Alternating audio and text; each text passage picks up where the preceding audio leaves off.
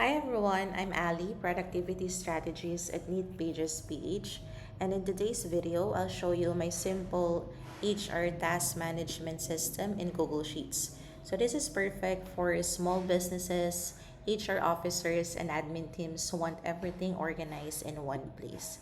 So there's no complicated tools, no expensive software, just a clean and easy system you can use daily. So let's get started. So in the first sheet, we have here the master list. So basically, dito nyo input lahat ng task per category, yung due date, sinong assigned per task.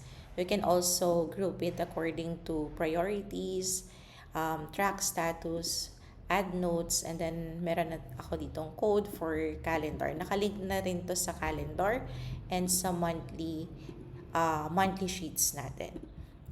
So, let's have an example. Naka-color code na rin siya. So, para may edit yung colored code dito, click nyo lang tong format and then click conditioner formatting. Ayan. So, pwede nyong palitan yung color code niya.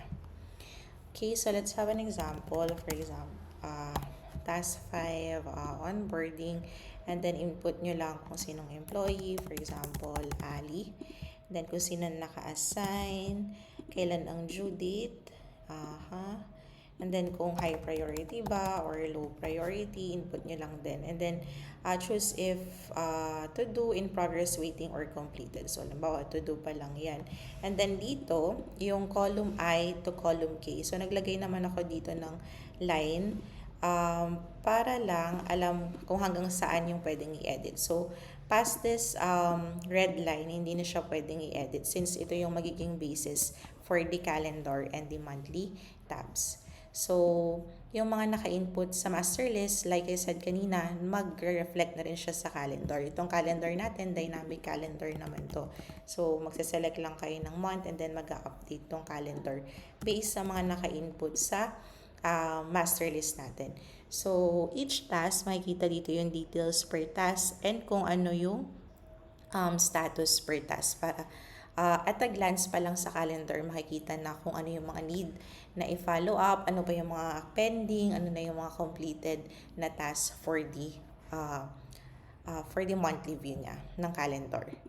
Now, sa monthly tab naman, dito na makikita lahat ng tasks for the selected month. So, in this one, January 2026 to. So, pwede nyo to siyang i-filter per category. You can select per category. Halimbawa, recruitment lang gusto nyong i-check. And then, you can also group it or filter per status. Halimbawa, to-do lang yung gusto nyong i-check.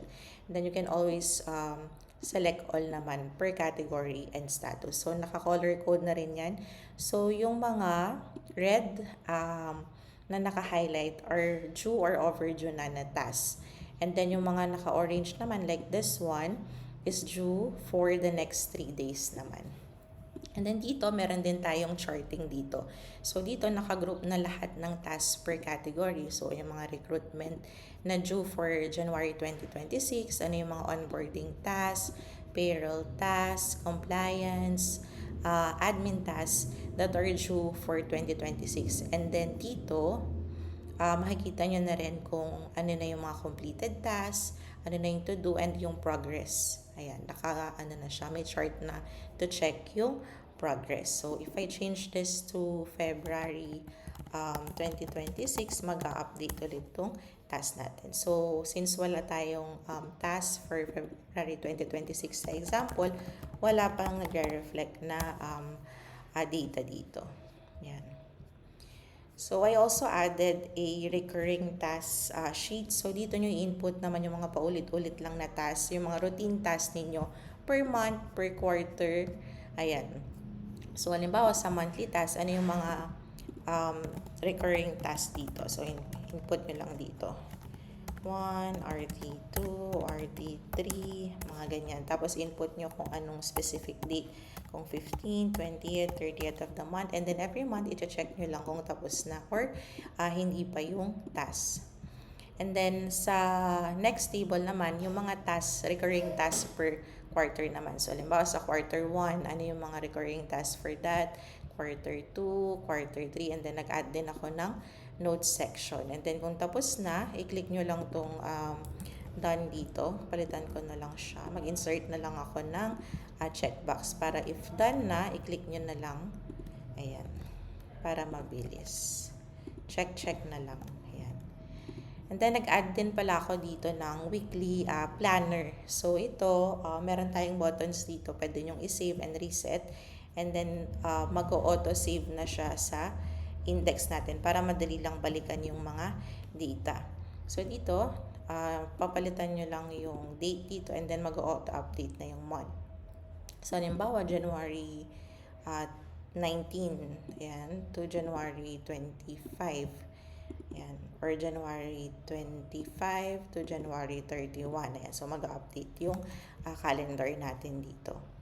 Tapos kung kagaya kanina, 19 to 24 or 18 to 24 na lang. Ayan. So kapag today, ma-highlight naman yung date na yan. Mag-auto-highlight na rin. And then you can input yung mga priorities nyo for that day. Ano yung mga weekly challenges nyo for this week. Ito parang personal planner nyo lang to. Para mas organized lang. And then yung mga weekly challenge. And then kung ano yung mga tasks na due for next week para madali na lang i-set up later yung calendar nyo for next week.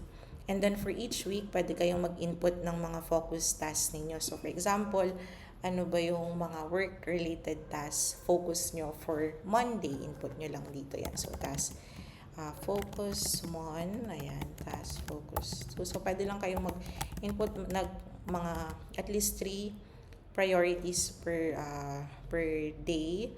And then sa time blocking, ito pwede nyo lang i-edit kung what time kayo nag-i-start ng morning routine ninyo, ng work block ninyo, and then ng evening block ninyo para mas organized lang yung week ninyo.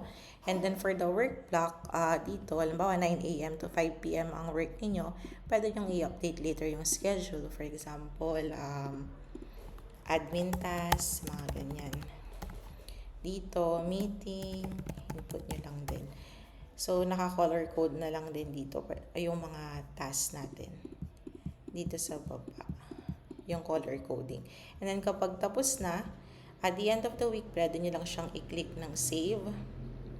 Ayan, tapos click yes. Ayan, then click OK. And then mag-open to as PDF. Ayan. And then naka-save na rin siya dito sa index ninyo.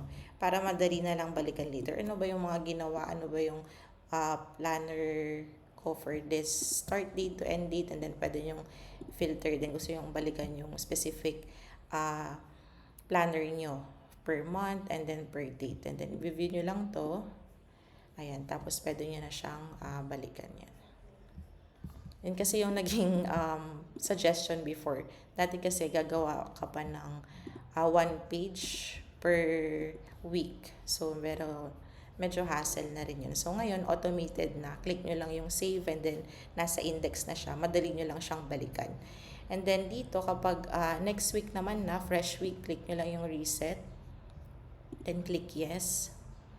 Ayan. So, fresh page na siya. Then, pwede na kayong mag-start ulit dito ng another week. Ayan. So, by the way, dito pala sa save and reset button natin, may app script kasi tayo dyan. So, you need to click, kapag clinic yung save and reset for the first time, Google will ask for authorization. So, this is required so the automation can save your data and reset the form properly. So, meron naman akong quick tutorial dyan. Click nyo lang to para dun sa quick tutorial. So, mga 1 minute lang siguro yun. Ipa-follow nyo lang para sa proper setup.